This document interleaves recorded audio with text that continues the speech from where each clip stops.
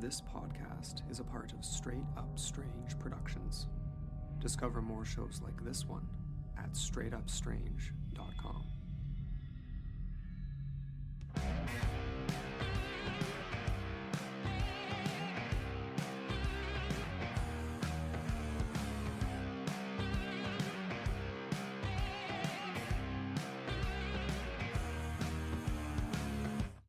Welcome back to the Oddball Aussie podcast. I'm your host, Oz Oddball. Thank you for joining me. On tonight's episode, we're going to be talking about the Pascagoula alien abduction and what happened to Charlie Hickson and Calvin Parker all those years ago.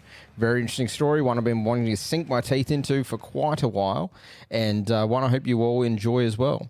So before we get into all that, though, make sure you are following me on Twitter at Aussie Oddball. That's the same on the Instagram, and you can also follow me on Facebook, which is the Oddball Aussie Podcast, and you can find me at TeePublic, the Oddball Aussie Podcast. And if you want to send in any of your encounters for the listener episodes that'll be coming up very, very soon, you can send them either direct message them to me on Twitter. I read all of them, and you can also send them to my email address, theoddballaussie@hotmail.com.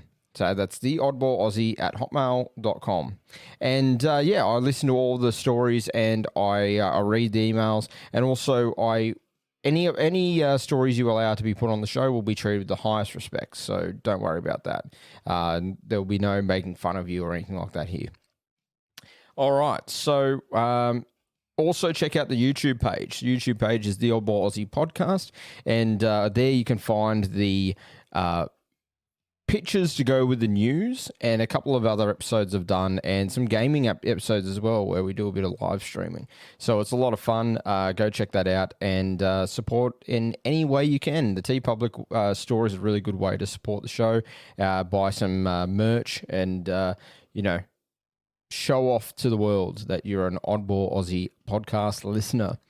All right, so Pascagoula. This is going to be 150 episodes that we've recorded. That's total. That's not just of the main show. That's of everything. The news shows, you name it, all the shows from back in 001, which was the Black Panther episode, which I was so nervous about recording. That was feels like such a long time ago. But 150 total episodes ever recorded. So thank you everyone who tunes in every week and checks out the show. And I'd love to hear from you all. All right, so Pascagoula, the abduction of Calvin and Charlie Hickson and Calvin Parker. So this has been one that's it's been around for. This happened in 1973, and the interesting thing about this story, though, is it's been a story that's been kept alive for that long. And when Charlie Hickson, being a much older gentleman, passed away, we all thought that maybe Calvin might have come out then and finally said, look, we actually made all this up. But he didn't. In actual fact, Calvin came back harder than ever and doubled down on what happened, and even released some information that was never really talked about by even Charlie. So it's been very, very interesting. And Charlie would really follow the UFO conventions and a lot of the tours, and Calvin didn't. Calvin went very, very quiet for many, many years. He wasn't making any money off of his experience at all. So it's really interesting to hear from Calvin nowadays. This show couldn't really been put together without a couple of sources I used predominantly. So the Clarion Ledger is a newspaper that really reported well on this story. Spanning from over a few years. They've been reporting on it since about 2017 from what I could find, and each year they've been tracking the updates. And I'm thinking it's the same person, Brian Broom.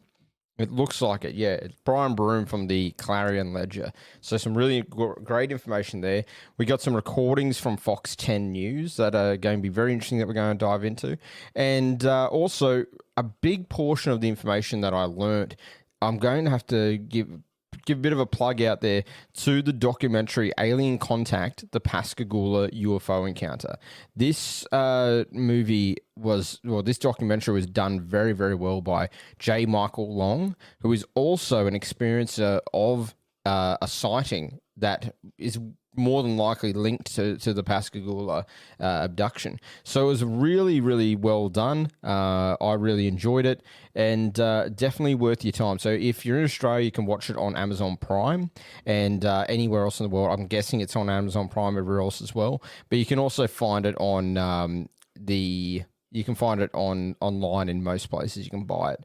So Microsoft has it up there as well. You can rent it for about $6, $7, so you can buy it for like 11. So you may as well just buy it. It's worth it. It definitely is worth it. So go and check that out.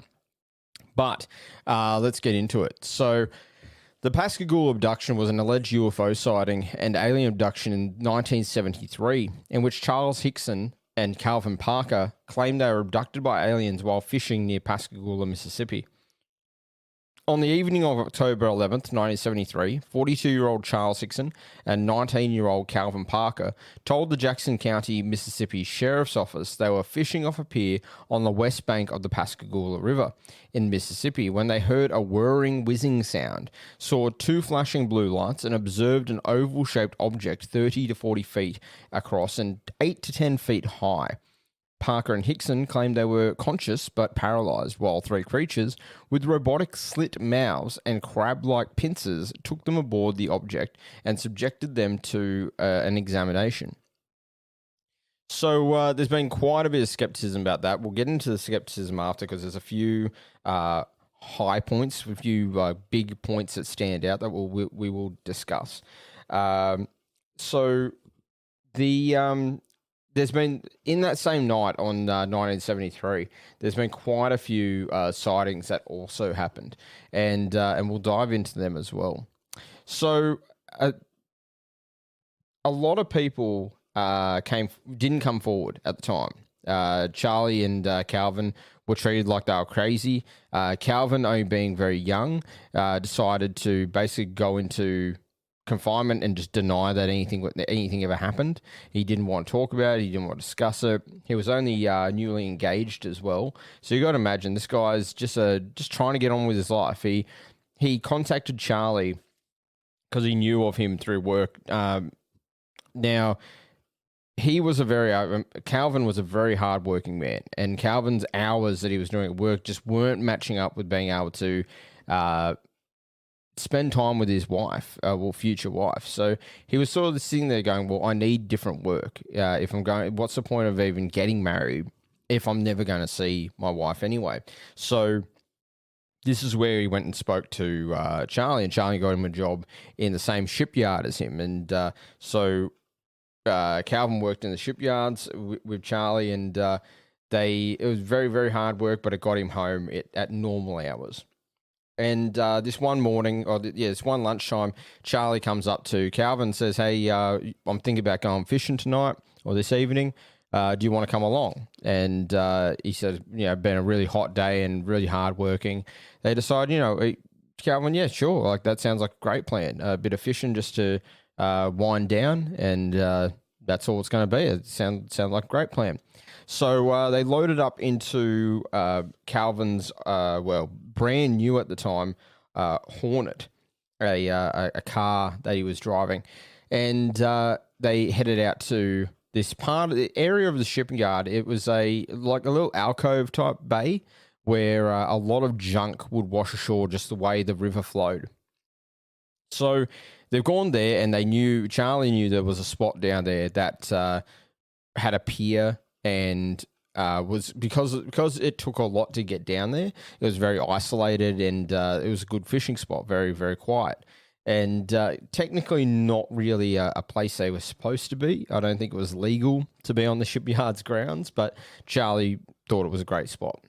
So they get down there, they roll up a big log onto this pier, and they sit on this log, and they're just chilling, they're just relaxing, watching the river, and having a fun time fishing, having a chat. Now, suddenly this is where things start to go a little bit strange for them. they saw a blue light reflecting off the water, and then they realized it was coming from behind them. And they turned around thinking automatically it must be the law, it must be the police. And the police were coming to chase them off because technically it wasn't really allowed to, they weren't allowed to fish there technically. So they're thinking, okay, we're in trouble. They're going to tell us to move on, and we will. So, but it took them 15 minutes to get down to the water to where they were. It took Calvin and Charlie 15 minutes. So it was quite a trek to get in there. Anyway, they look up and they see just this orb of blue light in the sky, and it gradually gets closer, and then finally it lands down to ground level, and the light goes out.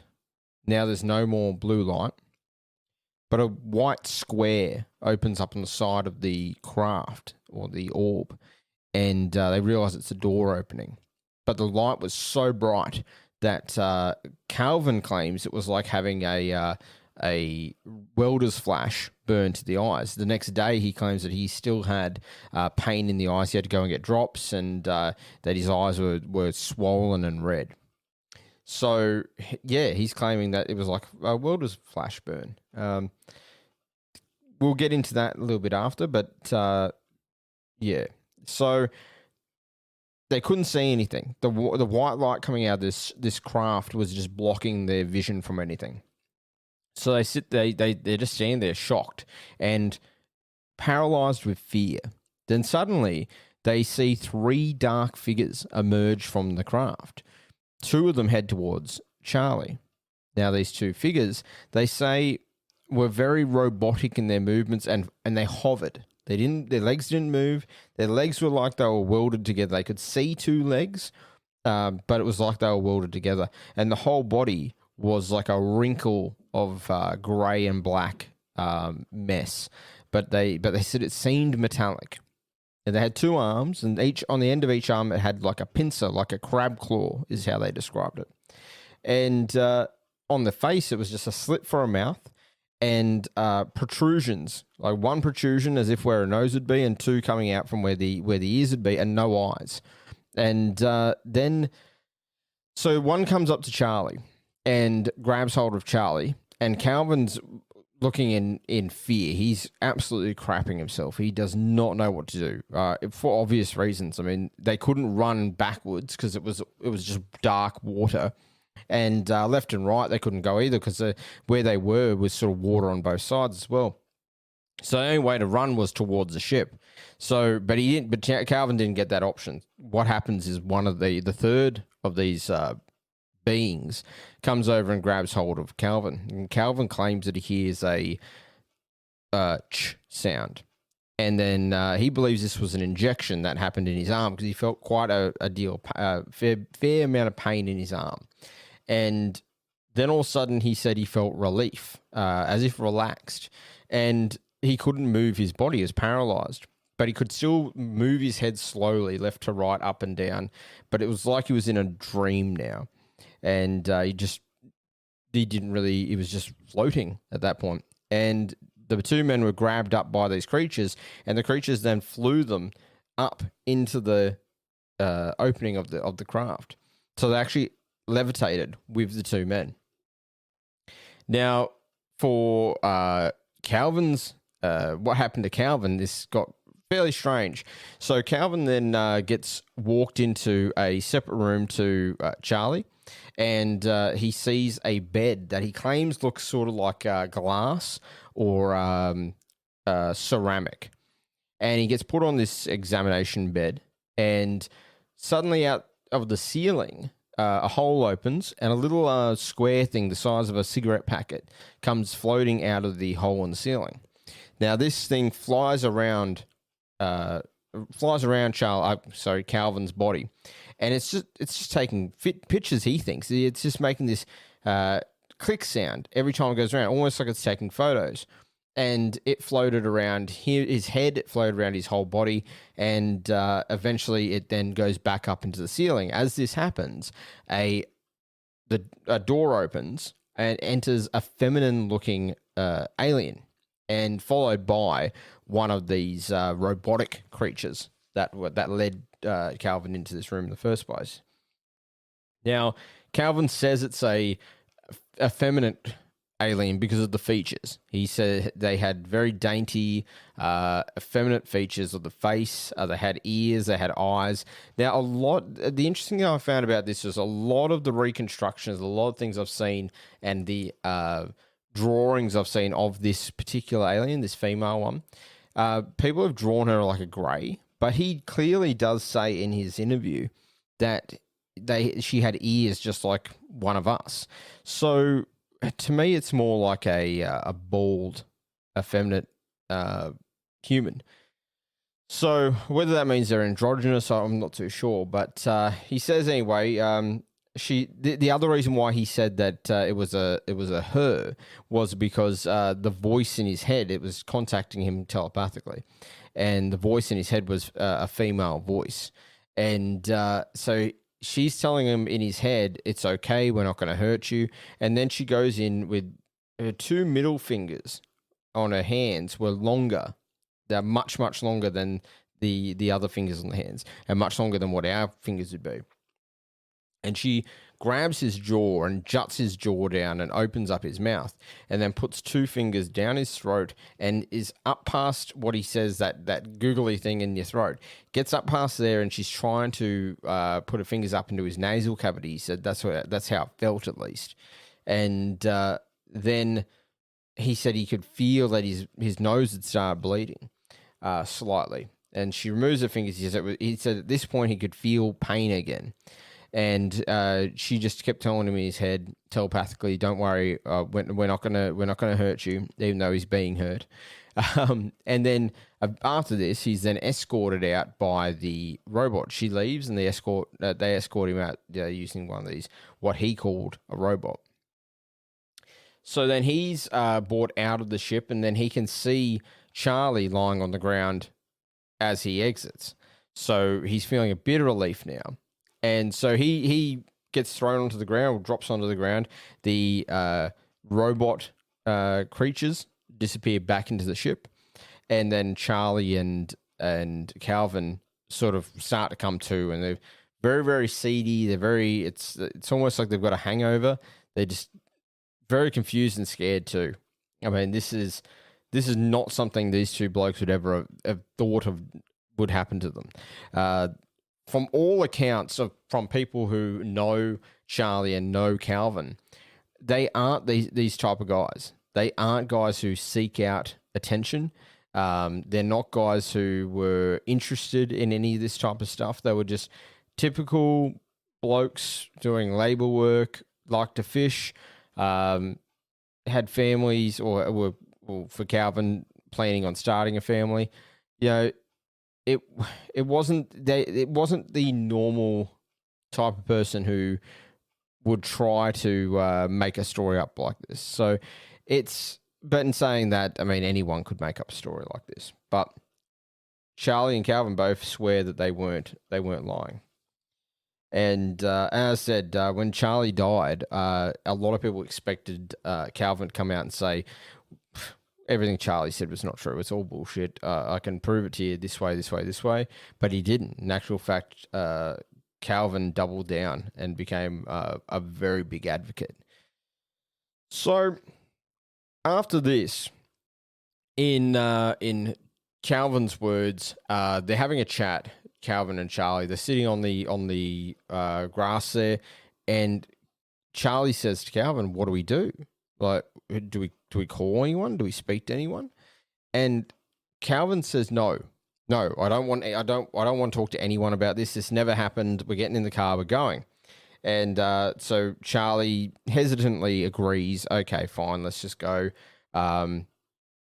Calvin's obviously shook. He's like very, very shaken. He's not well at all. And they get back to the car. They get back to this brand new Hornet, and so 1973 Hornet. They go to get in, and then Calvin notices the windows on the side that would have been facing the encounter are all smashed or completely destroyed. Well, not completely destroyed. They're shattered in the way that if anyone's broken glass with a glass smasher, like the little pen-shaped ones. Car windows sort of shatter beneath their laminate, so they don't like come apart in chunks, and that's for safety reasons, so that people aren't getting cut open in car accidents. And that's what both his front window and his back passenger window look like. The front window, as in the windshield, it's fine. The windows on the driver's side are fine, but the windows facing the encounter, the passenger front and the passenger back, are both just sitting there like diamonds. And Charlie opens the door. This glass shatters inside the door, and it just goes everywhere. Obviously, now this is sort of like, yeah. Now I've been abducted. I've had my bloody nose fingered by an alien, and now they smash up my car. What the hell? At the time, what was really playing on Calvin's mind, Calvin's dad was working for the Energy Commission, in particular, the Nuclear Energy Commission. And he had told Calvin plenty of stories growing up about how what radiation levels are, what radiation does to the human body. He told Calvin all about how when astronauts came back from space, they had to be isolated from their family just in case they still had residual radiation on them. So there was a lot of this sort of stuff going through Calvin's head. He's going, shit, I remember all this stuff my dad told me. So Calvin's freaking out. He's thinking that, I'm radioactive. I've got something on me. I've got to get home. I've got to get back to. They were staying in an apartment at the time, working away from their homes. So he was keen to get back home, back to the apartment and clean up. So they couldn't start the car. The car would not operate. The battery levels, and those old Hornets, you could see the battery levels on a meter. And he said the battery levels, every time we tried to start the car, normally you try to start a car too many times and you flatten your battery. He said his battery levels never moved. It just wouldn't turn over. Now, after about 15 minutes, the car did finally kick over. And they started driving off into town. And this is where Charlie spots a payphone. And Charlie says to Calvin, "Mate, can you pull over? I want to use the payphone." So Charlie's sitting there. Calvin's sitting there, he's thinking, "Oh, Charlie's just going to get, he's going to go call his family. He's a bit spooked. Yeah, okay, fair enough. Go call your family." Charlie wasn't calling his family. Charlie didn't realize that Calvin didn't realize that Charlie was actually going to call the Keesler Air Force Base. This is fairly late at night. He rings the Keesler Air Force Base through the payphone, and they told Charlie they didn't investigate anything like this anymore. So he didn't say that they never did before, but they didn't deny that that never happened. They just said we don't investigate this sort of thing anymore. So sheriff's department was the next person on Charlie's list. So this one Calvin sort of agreed with, and he's going, okay, yeah, all right. So the sheriffs then show up after Charlie gives them a call. They followed, so the sheriffs come to the car, they look at Charlie and they look at Calvin, and they talk to Calvin. They say to Calvin, "Look, I don't think you're drunk. I don't think you're high or stoned or anything. Can you follow my car back to the sheriff's department?"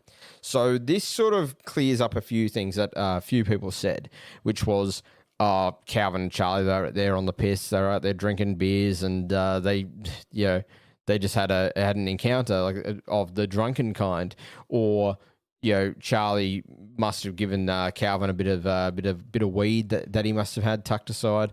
But no, the police didn't corroborate this at all. The police said that they were fine to drive back and follow. And this is all documented, by the way. This is all documented through the sheriff's department. You can find the documentation through the Pascagoula Sheriff's Department. It's all public knowledge. So if they had suspected Charlie and Calvin to be stoned, they wouldn't have asked Charlie and Calvin to follow them back in their car. They would have chucked them in the squad car. So there's a little bit of validation there in many ways. So they go to the police station, and they're both separated into so they can be interrogated, essentially, as you do. So because this is fairly out there claim. This is a very out there claim that Charlie and Calvin are making. Calvin's not saying a damn thing. He's just like lips sealed. He's scared. He's scared as shit.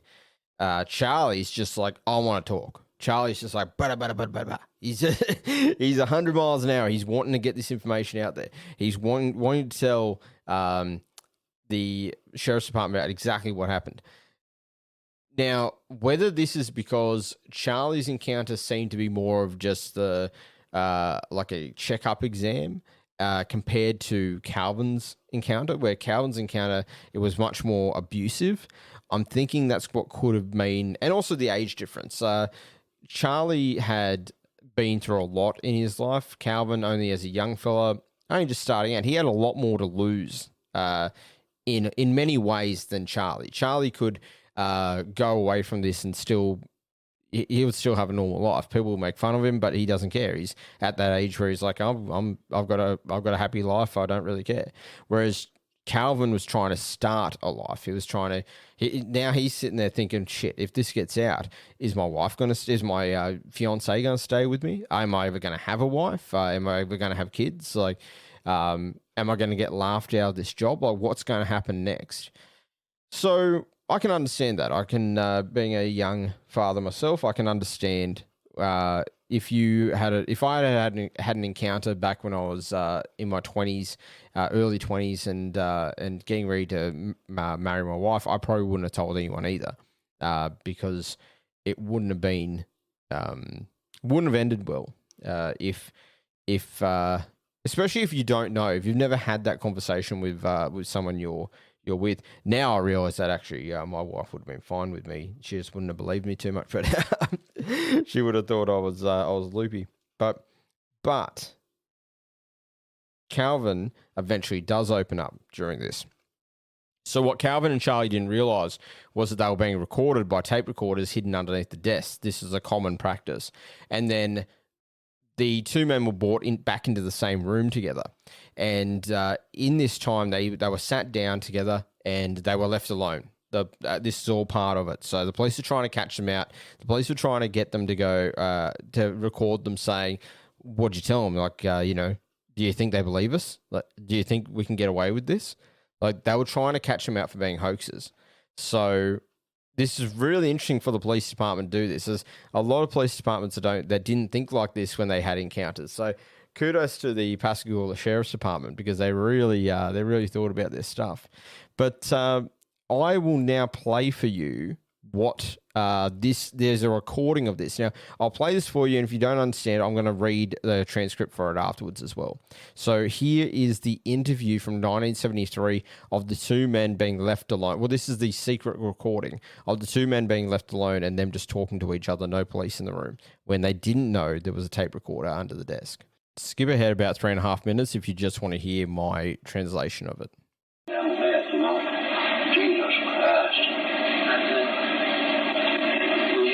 Something like that, but you can't believe it. Yeah, years I know. But there is something the United States can have up there. No, They wouldn't have done no not what we see, though. Not what we see. It's something, and the Air Force and all know it's up there, too, see. And this ain't going to be the only time it's going to happen again. This season, I had a heart attack tonight, ain't she? Well, I know. And one down each I know day. it scared me to death, too, something. I'm just laying there crying right now. I can't Yeah, I know, but it's something that you can't get over in a lifetime, see. Jesus Christ. I'm so damn bad about it, nobody's leaving. That's And I thought I had been through enough of hell on this earth, and now I have to go through something like that, see. But they could have, I guess they could have harmed us, son. They could have done anything to us if they didn't hurt me. maybe why they just picked us. I don't know.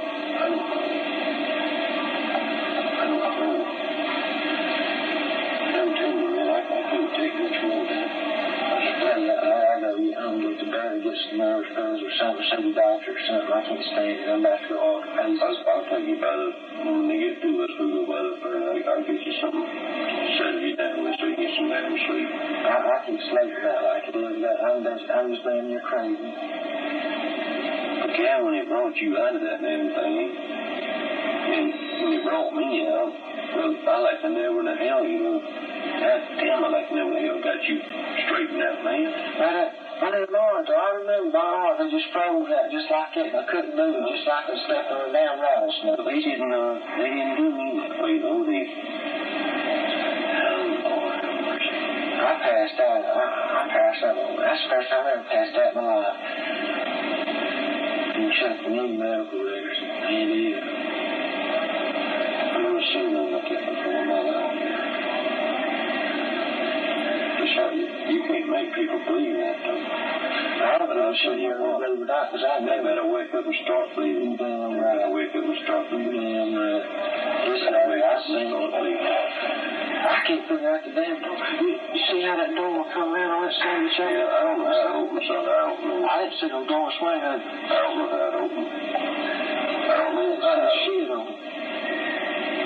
All right, well, just see something. You look around and them damn blue lights and them son of bitches are just like that. They come out. Yeah, no, you can't believe it. You can't make people believe it. I paralyzed right there. I couldn't move. They won't believe it one of these days. They won't believe it one of these days. Might be too late.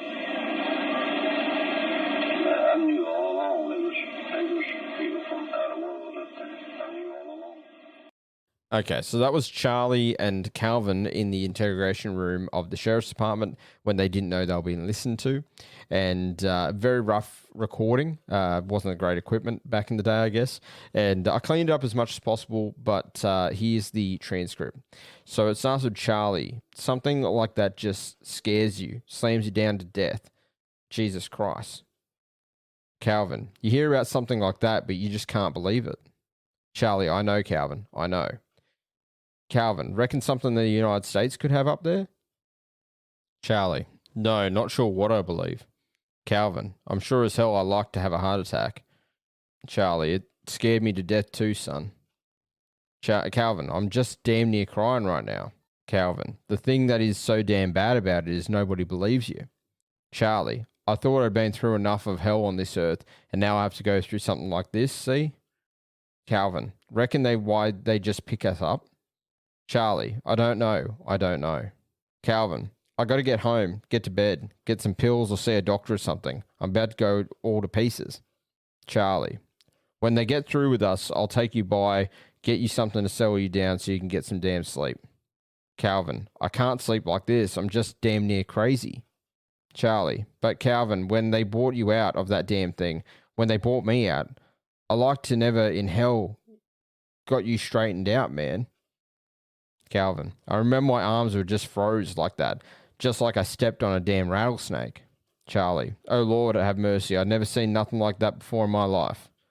Charlie, you can't make people believe in that though. Charlie, they better wake up and start believing. Calvin, you damn right. Calvin, I can't figure out the damn door. Did you see that door come up? Charlie, I don't know how it opened. I don't know how.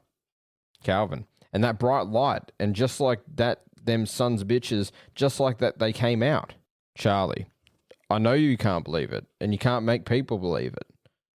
Calvin, I'm paralyzed right there. I couldn't move.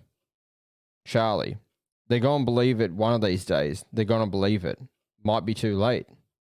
So that was recorded directly after their encounter, essentially. A matter of a couple of hours. And as I said, the one sort of validation they have is that the police identified that they weren't drunk, they weren't stoned, and that they claim they didn't know they were being recorded. Now, some people have come out and said, well, it was standard practice, but to my knowledge, Calvin and Charlie didn't really have much of a criminal history. I may be wrong with that, but from what I could find and what I could research, I didn't find much about a criminal history at all with Charlie and Calvin. But here we'll let you hear what Charlie had to say about his encounter. I've got a recording here from an interview Charlie did very, very soon after. So this is one of the earliest interviews Charlie did.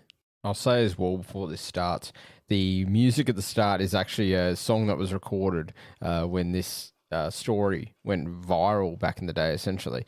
And quirky little song at the start of the interview. And also, this was a clip from CTV News.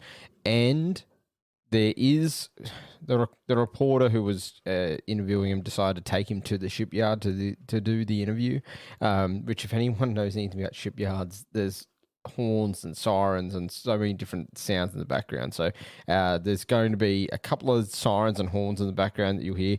Just, bear with it. And it's a really good interview otherwise. So here you go. Something happened October of 73 that would go down in history. The spaceship came with many blue lights set down near them in the night. 3 little men came out and took him inside. They looked him over with one big eye. They say what they saw was the real. They know they were the ones that saw the Pascagoula UFO. We were sitting on the other side of the pier with our feet, over toward the river, fishing in the river. And the fish still wasn't biting, so I told Calvin, I said, well, we might as well go home. But I guess that was when I heard it. It was some kind of zipping sound. And when I turned around, in this area out here, about 40 or 50 feet out there, there was some kind of craft, it looked like it's going to come right onto the ground. But it came on down and hovered about a foot and a half or 2 feet off of the ground. We didn't know what to do, the river behind us and that out there not knowing what it was. So, and then before we had time to really do anything, it seemed like an opening appeared. And toward the end, it was, toward us. And the blue light, it had blue flashing lights as it was, approaching the ground, but then they went out. And when the opening appeared, some source of light came from the inside. It was just almost blinding. Of course, we could see them in the opening coming from, when it started out to craft. But Did you think it was people coming out at first? Well, they had I kind of thought it was people at first, off like that. But of course, when they appeared there in front of me, it was the most shock I've ever had in my life. What did you see? Well, they were shorter than me. I'd say about 5'2" or 3", and they didn't have a neck. The head, it seemed to come directly to their shoulders, and they had something it came out to a point about where a nose would be, and on each side the ears. And I believe that they looked like they were a little longer on the ears than the nose. But still pointed the ears. They were still pointing, yes. So at this point of the interview, Charlie starts talking about what actually happened inside the craft. So it gets very, very interesting here because this is where it doesn't deviate, but there's definitely a difference in stories between Calvin and Charlie, and it could have just been different perspectives, or maybe they were treated differently in the craft. But it's certainly interesting that the similarities in the story far outweigh the differences between the two men, and considering that Charlie said his story not long after the incident, and Calvin's story lines up fairly well, but he told his decades after. So it's very interesting nonetheless. So here's Charlie talking about what happened on the ship. I didn't see any tables or chairs or anything in there. I'm not saying it wasn't in there because the light was almost blinding, but I didn't see any. And when they carried me inside, they seemed to just lean me back, And this eye, well, I keep referring to it as an eye, and it moved up in front of me about this close. And it started right at my eyes, looking me right in the eye. And it hesitated there for a few seconds, and it just started moving over my entire body. So it's at this point where Charlie says that he was removed from the craft, and through levitation, like we heard before, he was lowered to the ground, not dropped, just lowered. And this is where he says that he sees Calvin sitting there in sort of a frozen pose, what we call a T pose in gaming, where his legs are together and his arms are outstretched. And he was in a trance type of thing, which is interesting because Calvin says that he was brought out and he saw Charlie. So whether this is all part of the trance, we don't know, or whether this is just confusion, I'm not too sure. But it's definitely a hole that has been picked in the two stories. But there's still more in common between the two men than not. So so Charlie had a fair bit to say. He really did like talking about the topic. He did. I mean, it's something that happened to him. It'd be hard for him not to. Now, the interesting thing was I've got some audio coming up as well from the point of the police, because the police really did take Calvin and Charlie's side after everything was sort of revealed. A group came down from an institute, and the police talk about them doing a lie detector test, and they do about 6 of these a day at that time, and they were fairly cocky, these scientists, that the guys that were going to be doing the interviews on were going to be crackpots. They were going to be nuts, and the tests were going to be, they'll fail the test quite easily. They're also thinking Charlie and Calvin aren't highly educated men, so they assumed that it would be quite easy to if they were trying to fake it, they'd pick it up. So these are very experienced lie detectors with very, very good machines for the time. And so they come along, they do their lie detector test, and Charlie and Calvin both pass. And they couldn't explain it other than, well, yeah, they're telling the truth. So that's very interesting. And we'll now hear from one of the sheriffs the sheriff and also a deputy, I believe, or just one of the police officers. So here's their take on what happened on that night in 1973. Sheriff Diamond, can you tell me just what happened that night? No, sir, I can't. All I can tell you is there was 2 men came into the sheriff's department approximately 8:30 and 9 o'clock. They were all excited and upset, wanting to climb the walls, hysterical, crying. That's actually all I know is what happened. I mean, as far as me seeing what happened, I don't know. We questioned them at length. And then we left the room and recorded every all the conversation they had. Recorded between the two of them. And one of them kept wanting to pray. And he said, after all I went through on this earth, I said, why should I have to see something like this? Calvin Parker, I was questioning him, and at one time he wanted to climb the wall. That's how nervous and how shook up he was. Can you tell me about the lie detector test? Well, so that was run by Pilkington. Was it Pilkington? Pennington. Pennington. That they run this type of test about 6 times a day. And when they were asked to come over here to talk to these people, they had in their mind that it was just a big joke. And if I understand it correctly, they ran one test on Mr. Hickson. The machine showed that he was telling the truth. Then they run another one. And then the examiner, he began to wonder himself. So he ran the 3rd test, and he believed just what Mr. Hickson had told him. All right, so that's some really interesting stuff. So they definitely had a lot more people on their side than what most encounter or abduction victims do. Many people don't have anyone siding with them when they have their experiences. So this led to a lot of documentation. It was very, very, very well documented, this case, and especially because of Charlie. Charlie's activeness around the UFO community became very well known, and this also would bring with it a few issues, and many of those issues were around skeptics and maybe some misinformation out there as well. Possibly government, possibly just arseholes being arseholes. Now, a few things that were picked up, a couple of little things that were picked up were things like Charlie and Calvin's stories being slightly different when it comes to how Charlie saw Calvin first, and then Calvin saying he saw Charlie first. So each of them saying they sort of had their times mixed up. But, I mean, that could be put down to confusion. That could have been put down to what was ever injected into them. There could be a lot of different things as to why they were like that. Another thing that was brought up was Calvin saying that he had what felt like welder's flash in his eyes the next day, and he had to, put drops in his eyes and look after his eyes. There's a famous photo of the two of them. This is taken around about when they were being interviewed at the police station.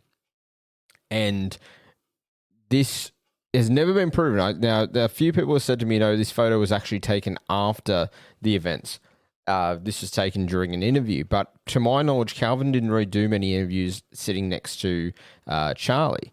So the famous photo, I'll put it up on Twitter. It'll be one of the main photos that we use for the show. This photo shows the two men sitting next to each other, and Calvin's eyes, you can clearly see, haven't really got that flash burn, but at the same time, it's a black and white photo. So really, how are we going to tell? It's one of those nitpicking things, but a lot of skeptics have used it as a way to sort of discredit Calvin. But I wouldn't. I don't look too much into that. Actually, I think there's a lot of reasoning behind why that wouldn't show up in a black and white shot. It could have also been that it just affected his eyes. It doesn't actually mean... We think welder's flash burn, we think the burn to the skin, but he might have just been referring just solely to the eyes, to how his eyes are feeling. And in a black and white photo like that, you're not going to see whether he had bloodshot eyes or anything like that. Especially this wasn't a high grade camera that they used. Couple other things that popped up. Calvin lied about passing out. So Calvin said he passed out and he didn't know anything that happened. This is Calvin's original story. So originally, when Calvin was pushed and asked more about this, Calvin just said he passed out, and this has made people go, okay. So after Charlie got a bit of fame, Calvin decided, all right, I'm going to come up with a story of my own to get my own fame. I can understand that, but the time in between was so far that I just don't see how Calvin would have thought that this would give him anything but drama by bringing this up. He said he passed out because he didn't want to tell anyone the truth, because he didn't want anyone thinking he's a crackpot. He wanted people to think that he wanted to be open-ended. So that way, if it was something like, if something came out that said, proof that they were actually kidnapped by drug cartel or kidnapped by local thugs, Calvin could turn around and say, yep, see, I knew it wasn't aliens. It was sort of his escape route. It was his way of not being questioned too much, and his way of staying out of limelight. If you're the guy that just passed out and can't remember anything, no one wants to hear your story, because you can tell that story in 2 seconds. And from that, Calvin eventually changed his story and came out and said, look, I did lie about that. I do know what happened. I felt the fingers go up my nose and all that. And so that makes some skeptics go, they're calling bullshit. Once again, I don't think that's true. I think that was more of protecting himself. Another one was that, this is something we'll touch on at the end of the show, because this is my biggest point that I feel is a bad point. Bud Hopkins hypnotized Calvin and Charlie. Well, hypnotized Calvin. Charlie was hypnotized by somebody else. But they were both had 2 bouts at least of hypnotism. Charlie was all up. He might have had more from others. I don't know. He met a lot of people on those convention trails, so who knows. Calvin only claims to have been hypnotized twice. Well, the first one he said didn't work, and he doesn't...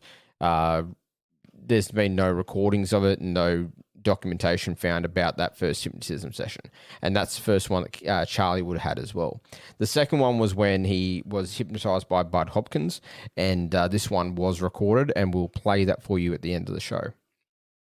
Now, my biggest problem with hypnotism, anyone who's listened to the show for a fair while, you'll know I have a massive problem with hypnotism, because hypnotism can place thoughts in people's heads, and I have a bit of an issue with Bud Hopkins, and that might not be a popular thing to say, but I do have a problem with how he questioned people. In the interview at the end of the show, I'll play out the show with the Calvin's interview with Bud Hopkins under hypnotism. You can hear Bud asking him leading questions. You can hear Bud just a simple question like he asks if the alien had hair, and then Calvin's answer is yes, it had hair, and then Bud turns around to him and says, "Was it wavy hair down to her shoulders?" And Calvin's gone, "Yeah, that's what it was." But that's not a good question to ask someone who's being hypnotized, because that can automatically put an image into Calvin's head of something else. Calvin's original encounter, and so was Charlie's, never said anything about hair on this figure's head. And what we'll dive into towards the end of the show is when Calvin went under hypnotism, I don't think he experienced what he said he experienced, but more on that after. Now, the third thing I picked up was there were a lot of different colors from the different sightings that night. A lot of people said they saw different colors in the sky, and a lot of people say, well, this is clearly an indication that everyone wasn't telling the truth. Now, I don't quite believe in that either. I think if this is some sort of craft, maybe from different angles you could see different lights. One suggestion was that the original, a lot of the sightings that people saw at a higher altitude, when they said they saw orange lights, may have been the vehicle, the craft entering Earth's atmosphere potentially, or maybe they had different lights for different shielding technology, or what have you. Like, we don't know these things because we've never had a ship to play with. But let's dive into some of these other encounters. So some of these things that legitimized the claims of Calvin and Charlie.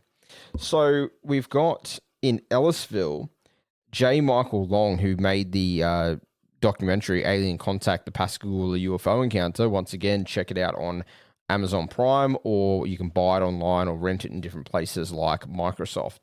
And J. Michael Long had a pretty interesting sighting. It was after dusk. He was looking out in his backyard, and he looks up and he sees a giant orange ball of light moving from the north, moving south towards the Gulf Coast. It passed over slowly, and he saw it for roughly about 15 to 20 minutes. So this was a very interesting encounter for J. Michael Long. It really set him on a path of looking for more answers and asking more questions. Now, this direction it was heading in, 100 miles south along that same line, is where this encounter happened. If you trace it from a map, he would have been dead on where that would have been headed to, and it was right about the same time as well. So then, and Ellisville, isn't that far from Pascagoula as well. So then we go to Loosedale, and Susan Snow, who was 18 at the time. I should say as well, J. Michael Long was 12 at the time. So we're not talking about children. Well, they are children, but we're not talking about like a 5-year-old or a 6-year-old. 12 years old, he sort of knew what he was looking at. But he didn't come out and tell anyone, because as soon as he sort of came inside, or as soon as he was going to bring it up with his family the next day, he started hearing like his dad and mum talking about these crackpots over in Pascagoula who reckoned they were abducted by aliens. And he's gone, well, if that's what they're saying about them, I'm not going to mention anything. So he just quietened up about it. So in Loosedale, we had Susan Snow. Now, Susan Snow was 18 at the time, and she was out walking her dogs, and she saw a light in the sky. It was moving and then stationary.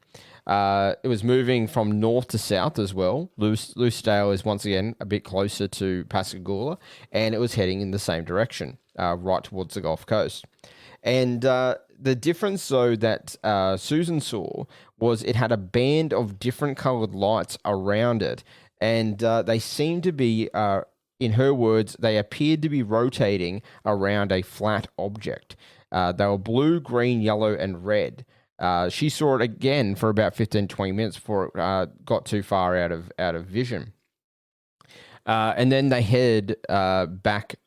So after a while, she then saw them head back north again.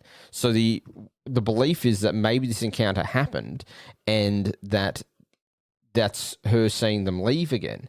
And the abduction timings really matched up with her story as well. And a lot of people are saying, if you look at the time frame that people saw the craft get to the location and get out, that's too short of a time. So a lot of people are saying that how could this have actually happened? Because what we're seeing, it couldn't have happened, because that would mean that Calvin and Charlie's encounter must have only lasted a matter of minutes, maybe 10 minutes at the most. Now, that's if we perceive time in the same constant. If this craft has some sort of way to control time within itself, so maybe a 10 minutes outside the craft is like, I don't know, an hour inside the craft. Or potentially they were just half an hour. They were that quick, because you got to think, people also saw the lights disappear, then come back again.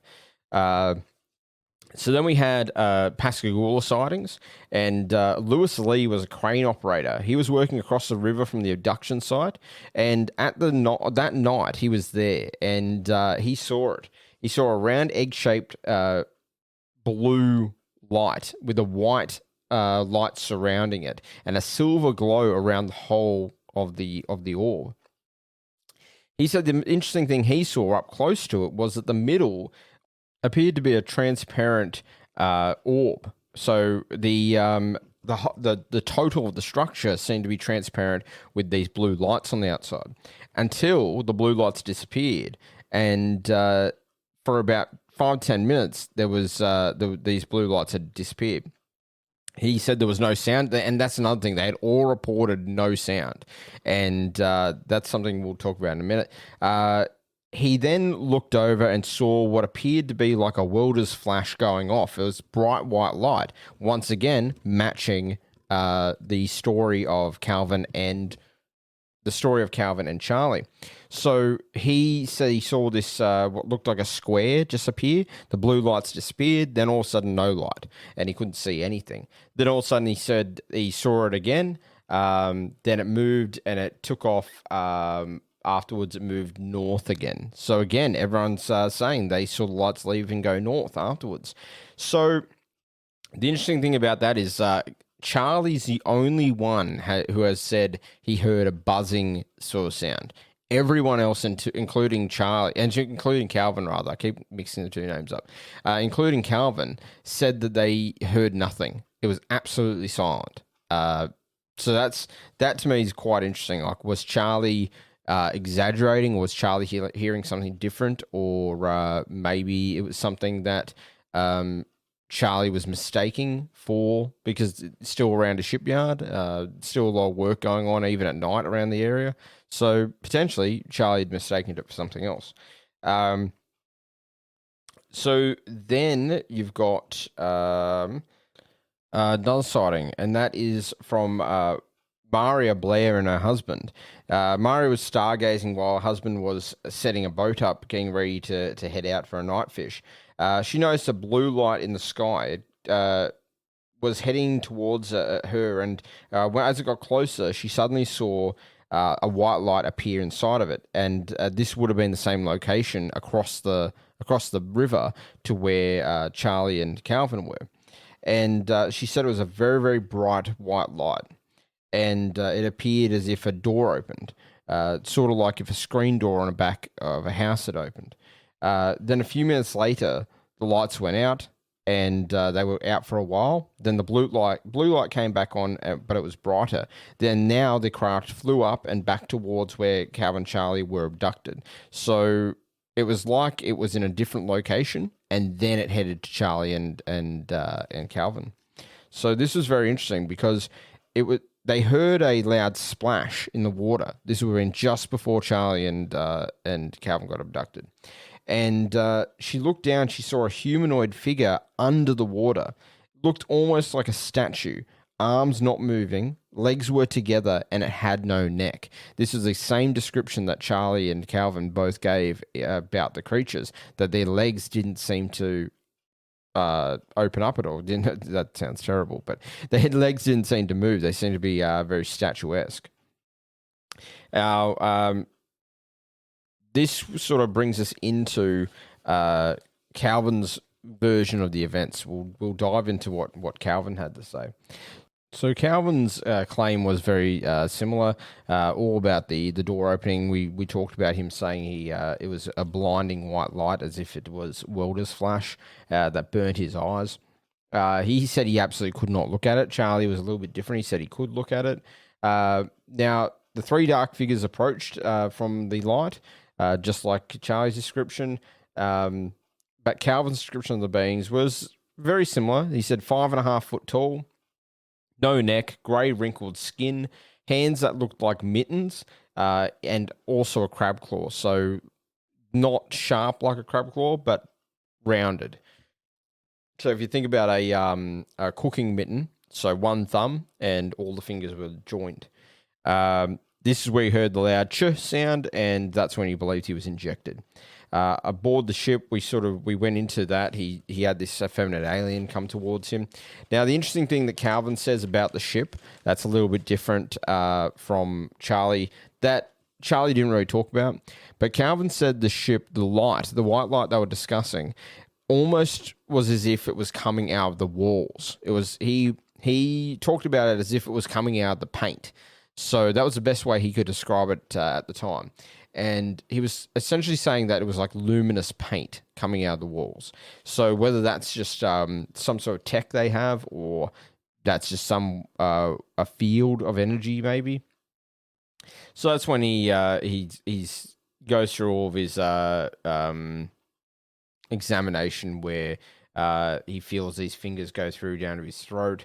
He had this brick, this cigarette packet-shaped object flying around him, taking photos, which that links up with Charlie's story quite well, because Charlie said he saw an eye. Now, if Calvin was too panicked, if Calvin was freaking out, he may not have even made eye contact, I guess, with the object that was floating around him. He may have not only been able to he might have been too scared to even look at it. So potentially, this was the same object that was photographing or scanning Charlie. So then that's when they dropped them off again. And we're going to now listen to Calvin. So this is Calvin finally coming out and talking about what he experienced. And this took a lot for Calvin to do this. So this is very interesting. And Calvin's much older when he did this. This would have been 2018 or 2017. And Charlie had passed on since then. I seen 3 bulky-looking creatures coming toward us, and they was probably 4.5, 5 foot tall. They built like football players, but I noticed they kind of moved mechanical-wise, and they was floating off the ground. By the time we stood up and turned around, they was there on us all at one time.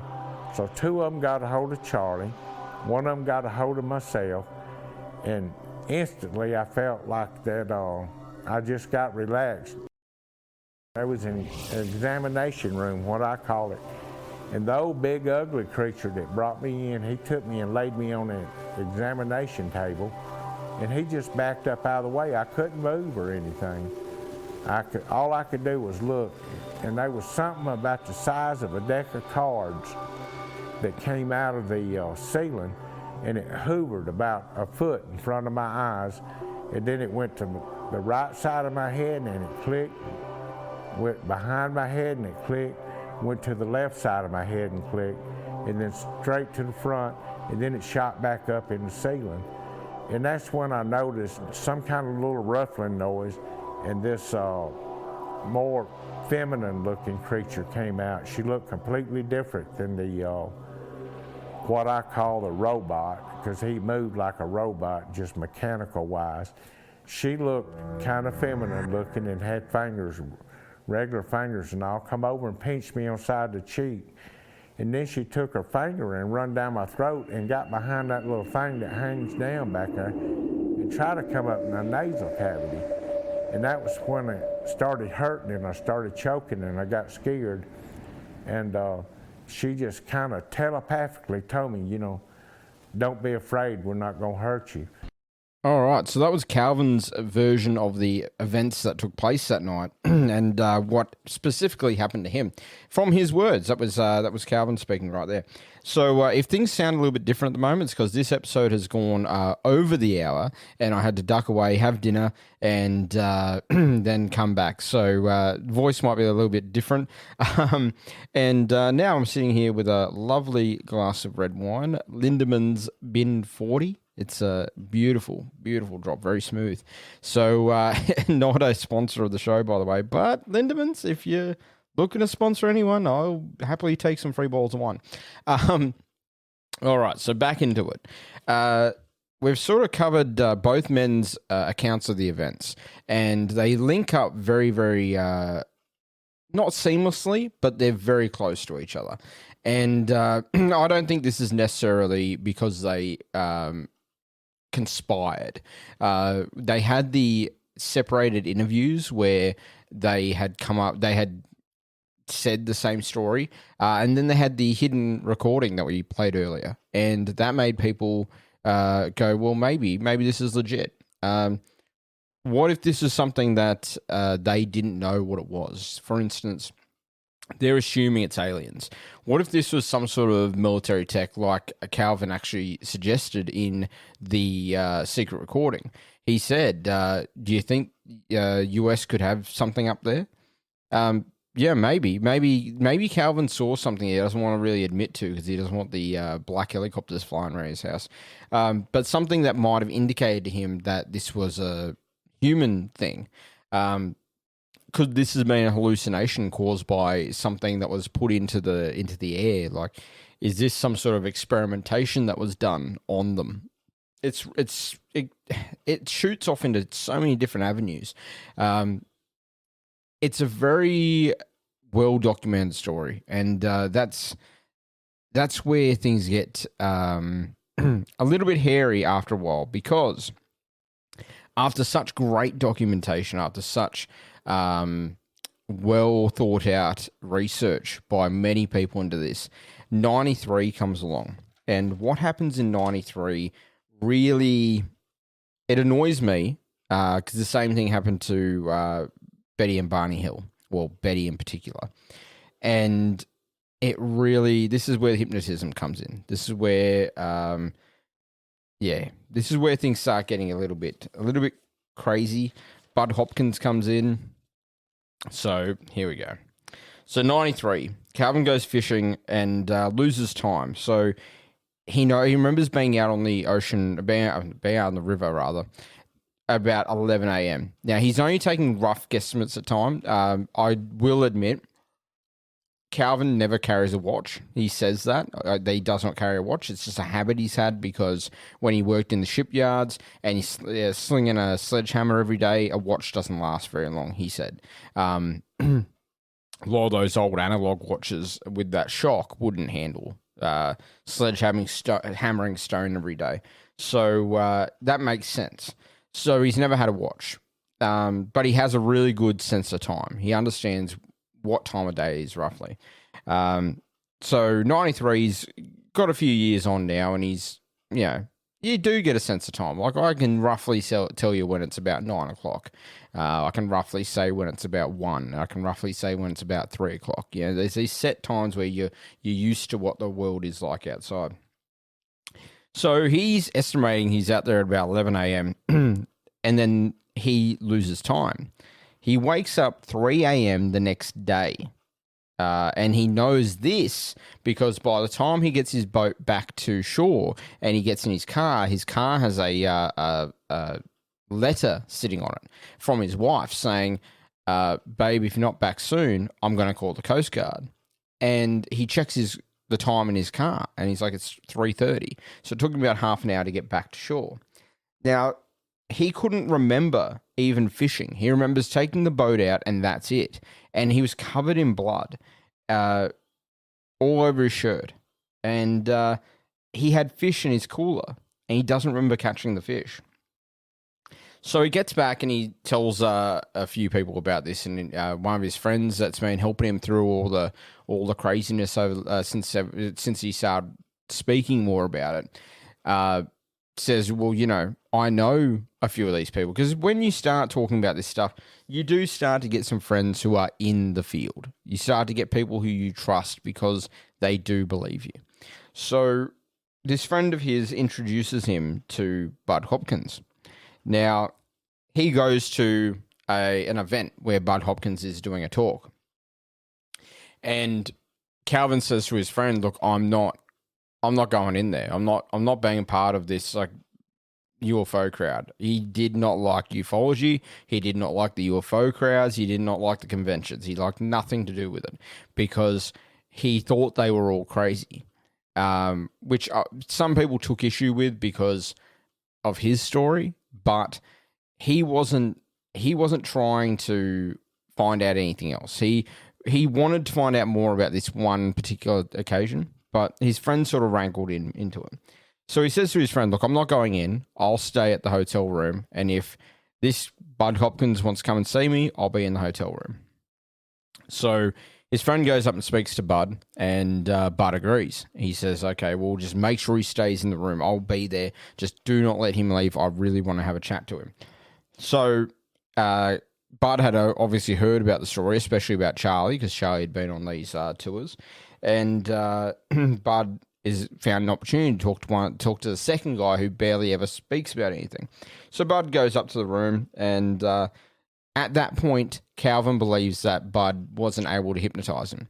Calvin leaves the room that day, believing that nothing happened. That Bud was talking to him, Bud couldn't hypnotize him, and he moved on. That's what he believed. So a few years later, Calvin starts talking to one of his friends about it and says, you know, I was hypnotized and nothing ever really happened. At this point, Calvin, I believe, is starting to write his first book, and he now has a second book out as well. Now, the first book, he's starting to write it, and he's sort of going through his memories and stuff. And he tells people and friends that are around him that, you know, no, Bud Hopkins was never able to actually hypnotize me.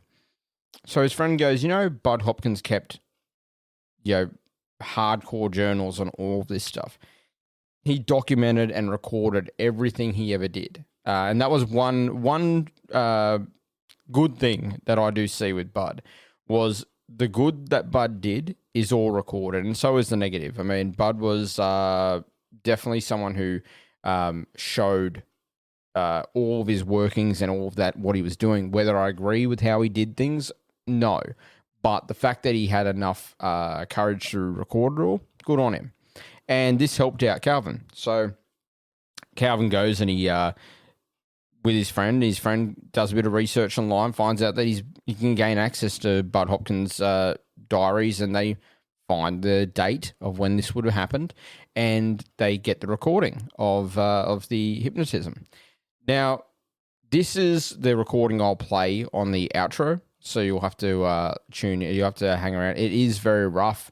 I don't have the translation for that like I do the original interview from 73.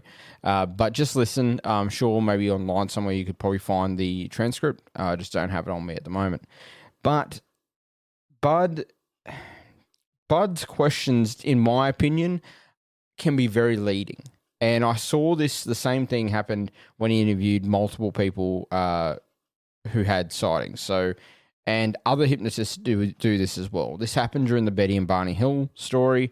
A lot of the questions were leading, like saying, so when you saw the spaceship land, what happened next? So now you've just implanted this memory of the spaceship landing, and now they've gone, okay, it definitely was a spaceship. We haven't even figured out whether it was a spaceship or not yet. You've just made them believe that. So when Calvin got interviewed, got hypnotized this by Bud. He reveals that he was abducted again, apparently in 93 while fishing. And during this time, Calvin goes in. This is what destroys Calvin's story for so many people. And this is what makes people go, see, yep, I knew he was BSing. And it's because he goes in and he says that he got abducted again. The same female was there, the same robot-like creatures were there, but this time he was ready for them, and he grabbed hold of the female's head as she was... So he believes that she put her fingers in his throat again. This time she was removing a tracker. So he believed he was being tracked by the aliens.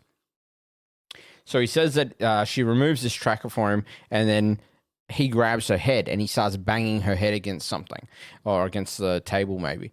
Anyway, he says that he does this until she starts bleeding from the ears. It's like black tar type stuff coming out of her ears. And he describes her as having, well, this is where Bud says to him, like, describe her to me.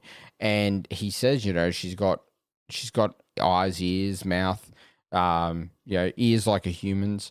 And then Bud says, does she have hair? And then he goes, yeah, she's got hair. And he goes, all right, does she have curly hair or wavy hair to her shoulders? And he goes, yes, she has wavy hair to her shoulders, and it's green. So these are things that were put into his head by Bud Hopkins, in my opinion. Now, my issue with hypnotism is it's a very unfounded thing. Sometimes, in my opinion, by watching a lot of people who go through hypnotism, it's almost like it's lowering their barriers so they can talk about things they would never want to talk about. So what if Calvin, for instance, had a bad experience with his mother or a girlfriend or maybe even his wife? I'm not saying he did, but let's just use this as a thought exercise. What if he did have a bad experience with a female? This female might have had wavy hair down to her shoulders. And now he's slamming this female alien's head into a table until blood's coming out of her ears. Hypnotism gives people the opportunity to drop their barriers and say things they wouldn't normally say with the cover of something else. So that way they just go, well, I don't remember saying that. And that's my fear with using hypnotism for abductees, is this a memory of something that happened, or is this a dream of something that happened in their head?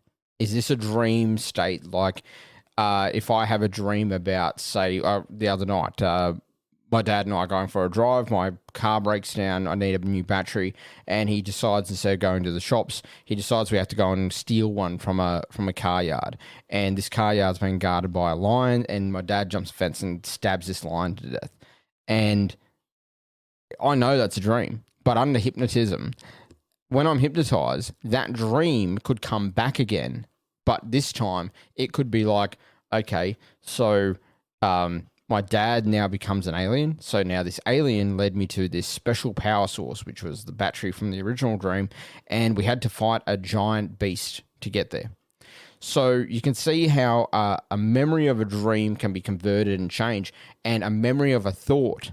So if you had a thought one day about giant praying mantises, maybe under hypnotism, your thought, your belief, or something you came up with, your imagination essentially runs wild, and your imagination then becomes this new thing. What if Calvin was so upset by what that female alien did to him all those years ago, that this is his brain saying, if we were put in that position again, we would do this.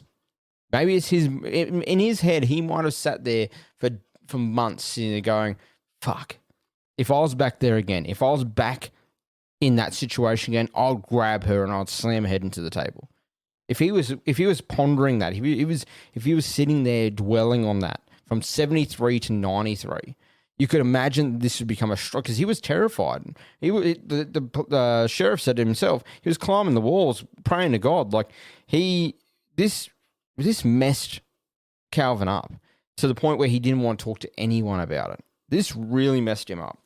And maybe he had so much resentment against this female alien that he saw back in 73 that he had played it out move by move like a chess game over and over again in his head. If they grabbed me, if they took me in there, next time I'll do this and I'll do this and I'll do this. Maybe he war gamed the crap out of it.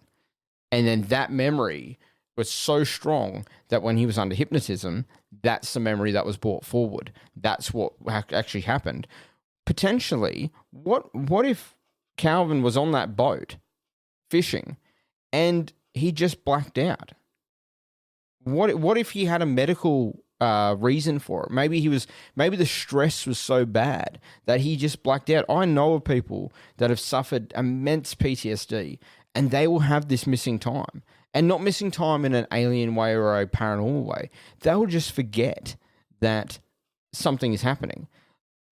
I know one person who they'll be in a room and they won't even realize after they've had a few drinks that they're death staring someone on the other side of the room. They just turn into a whole different person, like they become like a animal trying to find something to attack. And they won't remember that the next day. You bring that up with them and they will not remember a damn thing about how they were acting. Same thing could have happened here. And he might have had a horrible nosebleed. He has said in past interviews that he had nosebleeds ever since what happened to him in 73. So potentially that's what we could be looking at. We could be looking at Bud Hopkins using hypnosis and then telling this poor bloke, well, I guess in a way it was good that Bud, from what Calvin said, Bud never told Calvin what came. And that's another weird thing I found.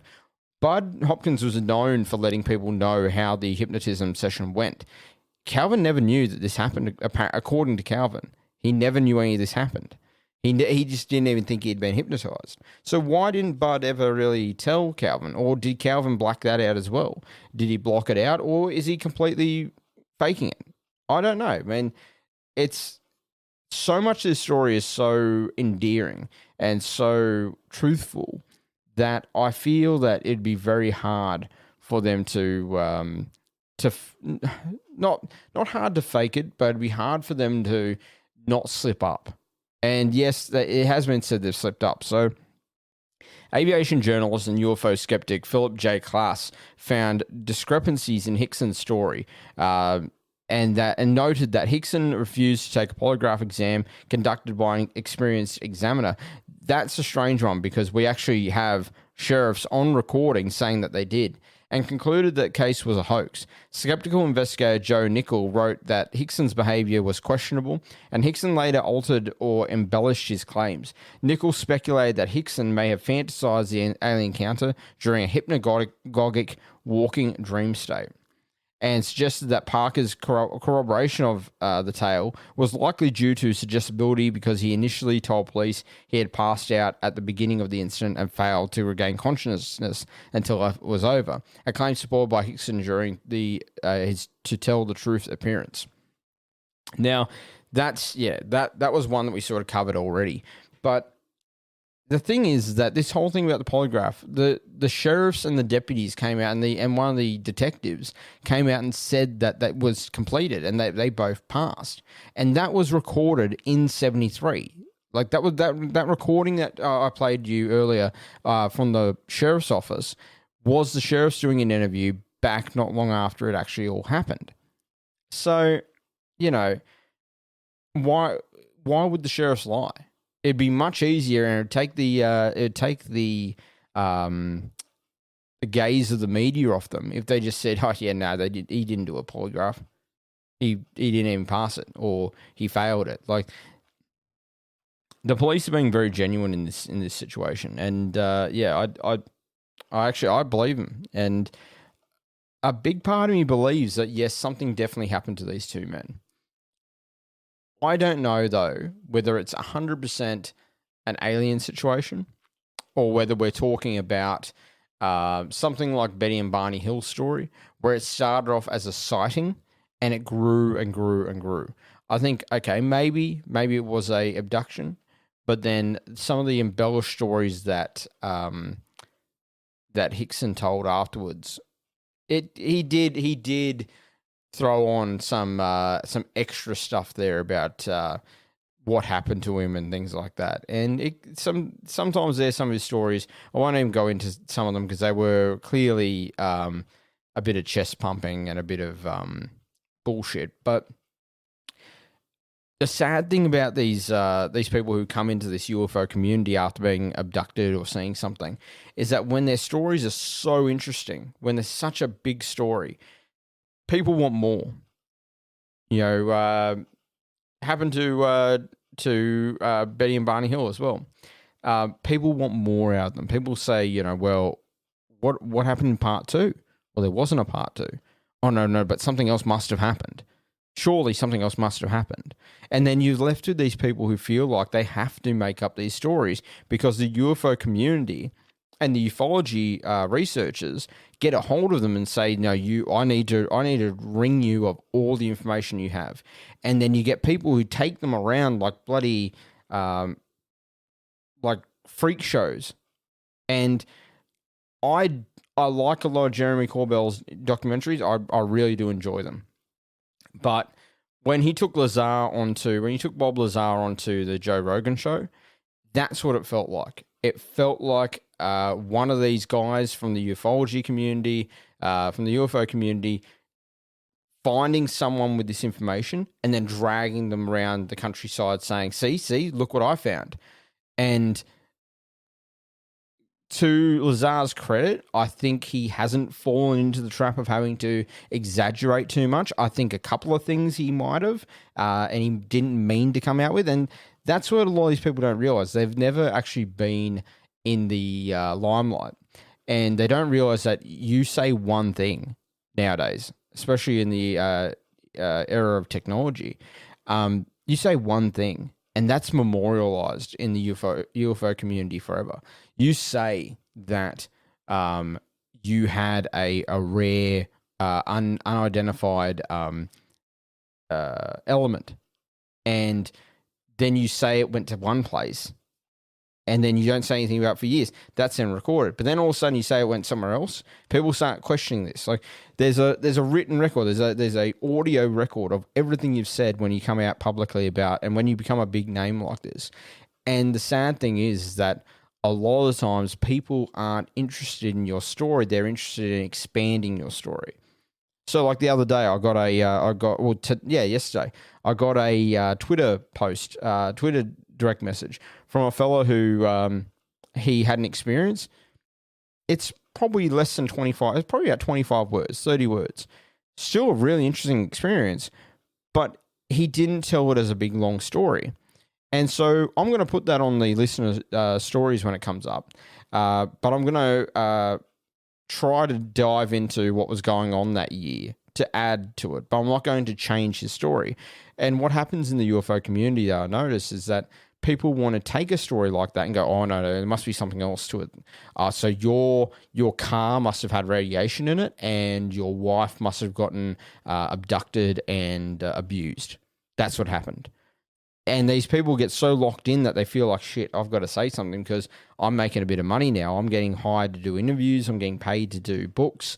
Shit, I'm going to have to say yes. Yes, my wife was abducted and abused.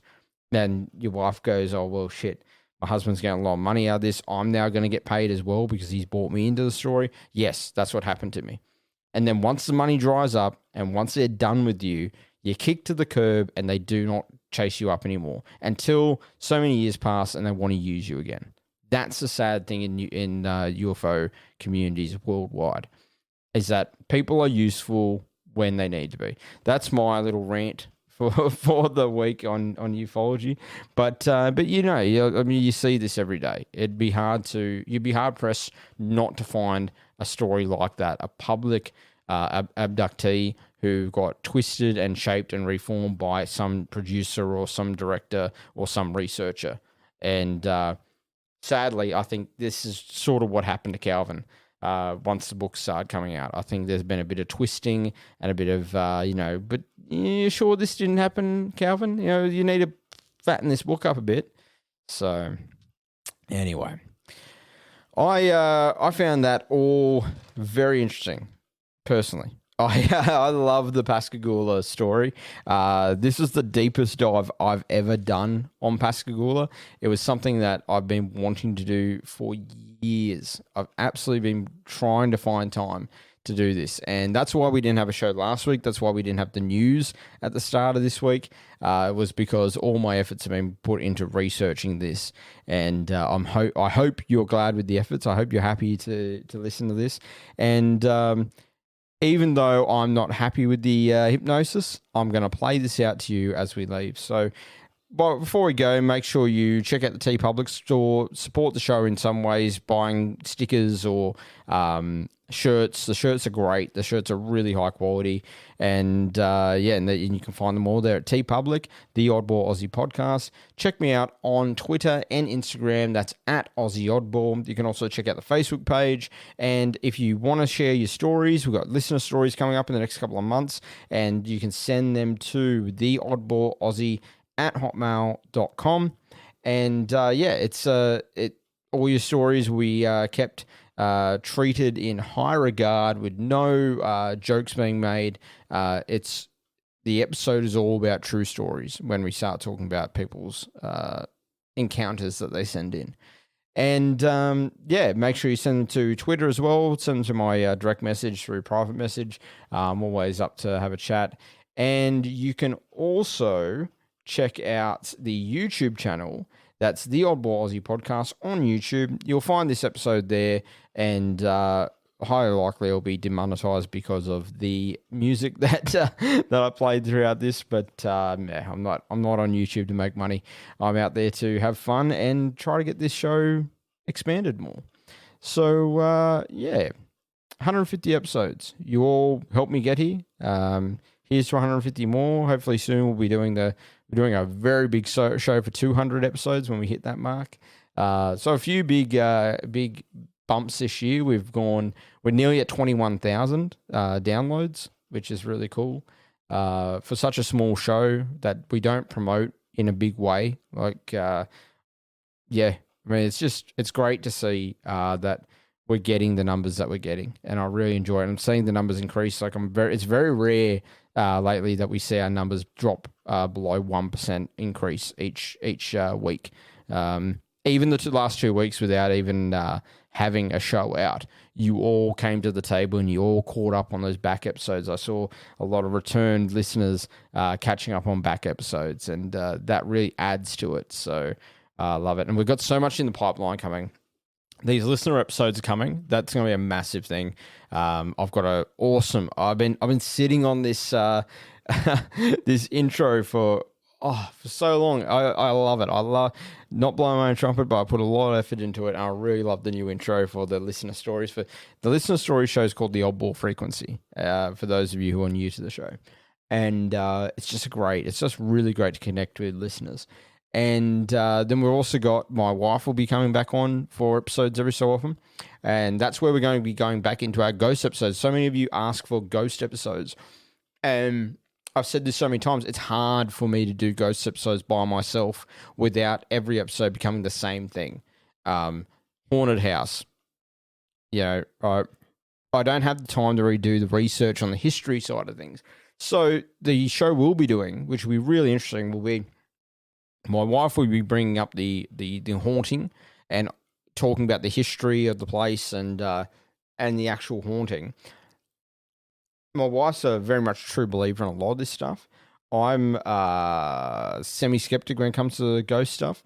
Do believe, but there's just a lot of stuff out there that has made me go a bit jaded by it.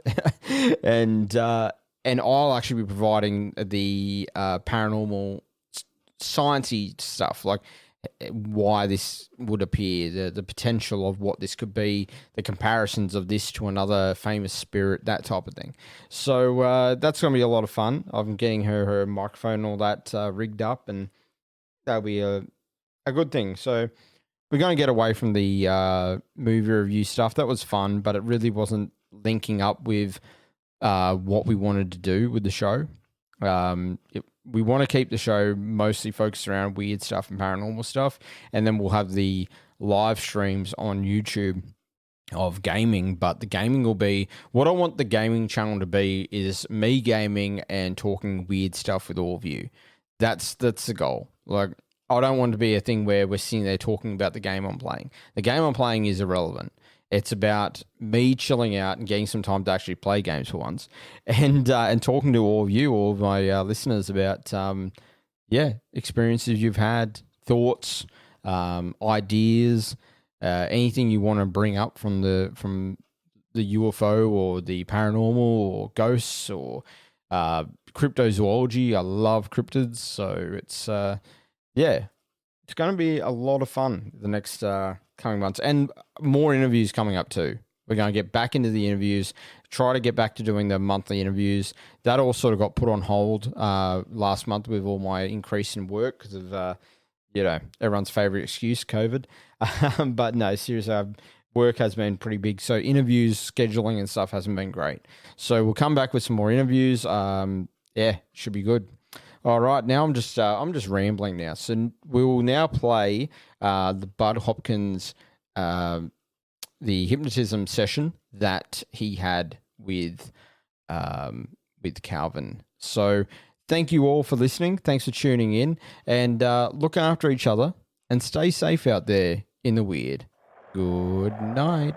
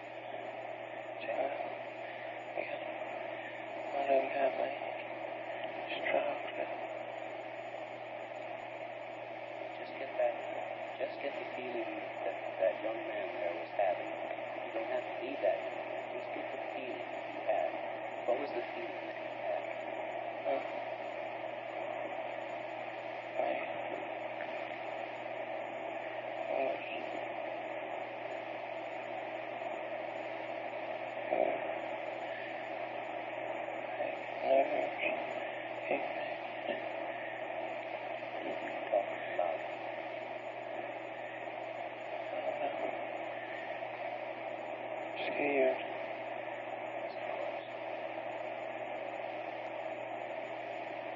Hey, 3 of them came. Got Mr. Hicks. 3 of them got Mr. Hicks? No, 2. 2? Yeah. Can you get a good picture of what they look like? Hands. Her hands. Tell us about them.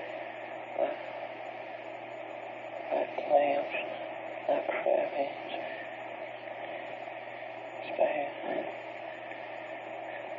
Her faces are fuzzed up. I don't remember. Black hair. No. Ghost. Like a ghost? Yeah. Did you see what their eyes look like? No eyes. Did you see what they had a mouth? Didn't notice. You see if they had any ears?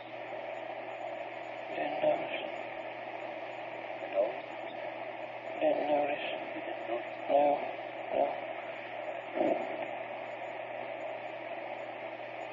No, you see, there are two of them that have gotten hold of Charlie. You saw that? Yeah. Now, what are they doing with Charlie? Taking him to shield. How are they taking him? Float. Float. I see. Do you see Charlie horizontal or is he vertical? Is he standing? Standing. Standing. Is he off the ground? Yeah, standing. He's floating. No. Is his feet off the ground? Yes. I see. Are they ahead of him or behind him? Beside him. Beside him. What happens when they get to the ship? Did you see that? You go in. Go in. Another one come back, get me. I'm right behind. Another came back to get you. Sorry, no reason to be frightened. It's okay. Now tell us what happened then. That's flowing plane. Your mind started to go blank. Yes, sir. It's all right. Now, even though your mind went blank, there's still some things that you can remember. See if those things you can remember those things. Get the feeling that your mind's going blank, but still you can hear some things happening. Can you hear anything? No, sir. Can you feel anything? No, sir. You feel yourself moving along. No. Feel it. Is there a change in temperature as you go inside the ship? Don't know. Don't know about the temperature.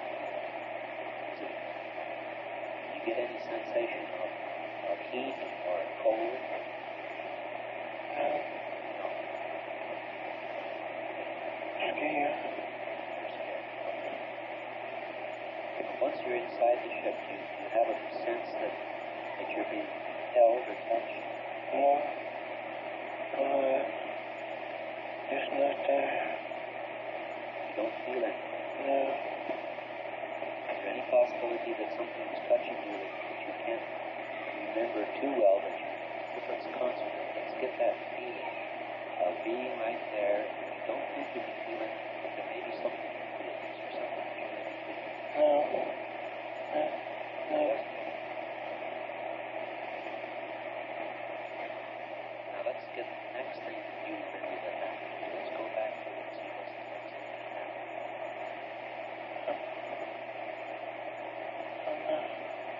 On the ship. On the ship. But yeah, I just float now. Floating. You're floating under the ship. Oh, okay. Out of the ship. Yes, sir. You feel yourself floating out of the ship. I'm out. I'm out of ship. Mr. Houston is coming out. I can't move. My arms are froze. You can't move because your arms are frozen. I'm froze all over. Mr. Houston comes out. He said, my God, my God, my God.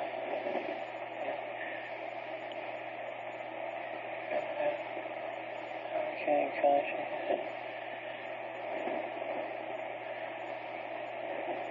I'm like, How do you become conscious? you know,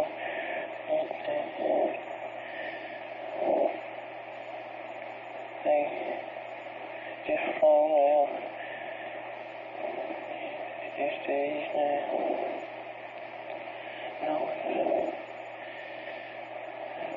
Noise is there. Noise. There's a noise. Yeah, noise. Tell us about the noise. Noise. It's a steady hum. Steady hum. There you go, see. Other friend is gone. His office is gone. It's gone. It's gone. You're fully conscious again. Yeah. So now you're talking to Mr. Hicks. Hey, Mr. You're talking to Charlie. Yeah. What's Charlie say? My God. My God, son. I can't. I know. How are you? What are you talking about? What are you saying? Nothing. I can't move. I'm still shut. see if it's gone. It disappeared. They keep coming back in my mind. The creatures. I can't stand it. I can't stand it. They just keep coming back in my mind. The creatures.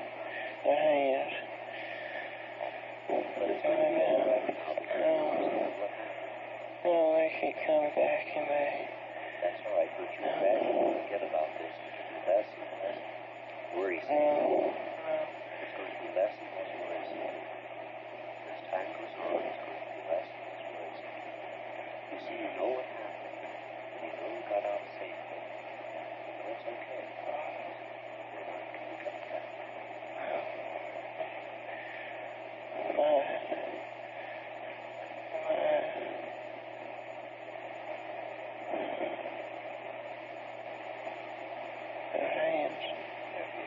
That's very impressive. Do you remember what color they might have been? Pale. Pale. And how many claws did you see? Like crabs. Like how many claws? 2 or 3 or 4? 2. 2. Was one larger than the other? No. Same size? Yes, sir. Did they have a point to them?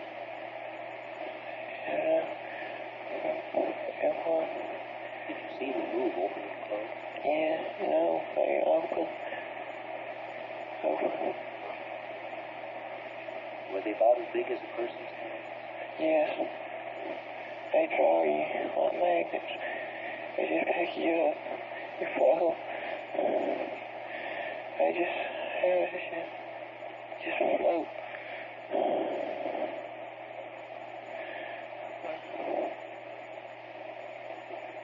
This is something that you're glad to know about, Calvin, but it's not going to be something that's going to continuously worry you. You're gradually going to get over this because, after all, something got out of safety. You're going to stop worrying about it as much. It's worrisome to be sure, I don't want to say it's not worrisome. But gradually you're going to be able to deal with this thing, something you got out of, perfectly safe now. There's no reason to have it continue to be a frightening thing. Of course, you'll remember it, but it won't be as frightening because you can remember it. It happened to you. Of course, it's kind of a frightening experience, but it won't continuously be frightening till you remember it, but somehow you can deal with it because you know what you got out